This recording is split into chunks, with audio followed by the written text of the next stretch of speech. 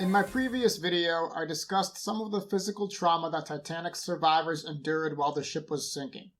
In this video, I will cover the other kind of trauma, which is the psychological side. Over 1,500 people perished, and this obviously included husbands, wives, children, siblings, close friends, co-workers, and the list goes on. In some cases, survivors essentially watched loved ones die. Those that escaped in lifeboats witnessed the entire event from a distance, but were still close enough to hear the screams and cries for help, in basically pitch darkness. Surely an event as colossal as the sinking of Titanic would be extremely difficult to mentally recover from. This is regardless of whether you were in a lifeboat hundreds of feet away, or if you were lucky enough to survive being on the ship as it went down. Sub-Lieutenant and Second Officer of Titanic, Charles Lightholler, was the highest-ranking crew member and only senior officer to survive the sinking. In his book, which was published in 1935, he describes the situation right after Titanic disappeared from sight. Quote, "Fortunately, the scene that followed was shrouded in darkness. Less fortunately, the calm, still silence carried every sound with startling distinctness. To enter into a description of those heart-rending, never-to-be-forgotten sounds would serve no useful purpose.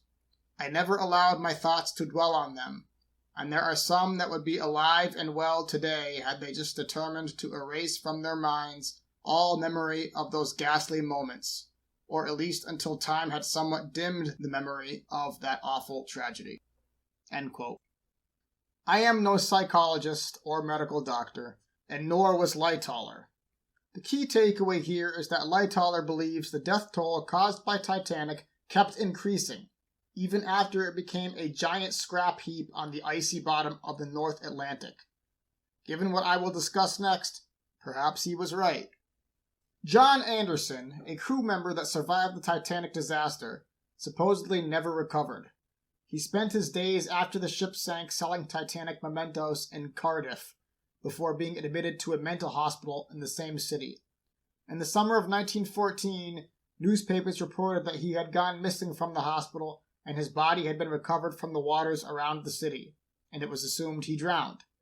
However, an article published a few days later reported he was found alive and returned to the asylum. The story remains a mystery. Mrs. Anna de Messemaker, and I apologize if I am mispronouncing that, was a passenger on Titanic along with her husband.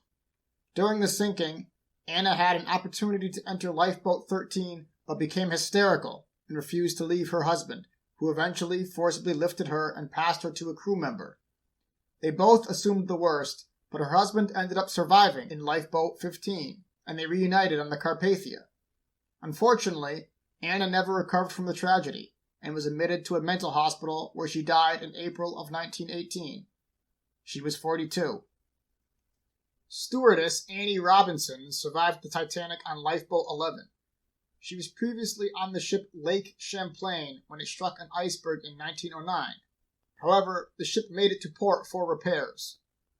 In October of 1914, she was traveling to Boston to visit her daughter, when the ship she was on encountered a thick fog in the North Atlantic.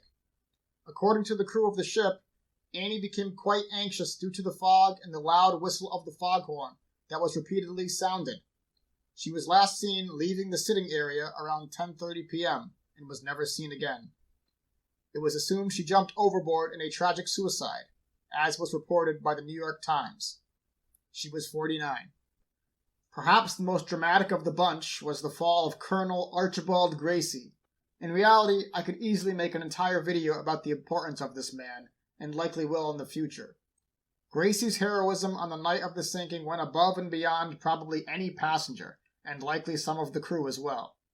Gracie, along with Clinch Smith, a close friend of his, went about the Titanic finding and coercing women to follow them to lifeboats that Lightholler was trying to fill.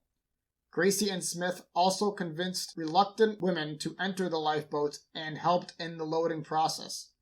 Ultimately, Gracie narrowly survived the disaster on the overturned collapsible Lifeboat B along with Lighthaller and others, but he was pretty banged up in the process.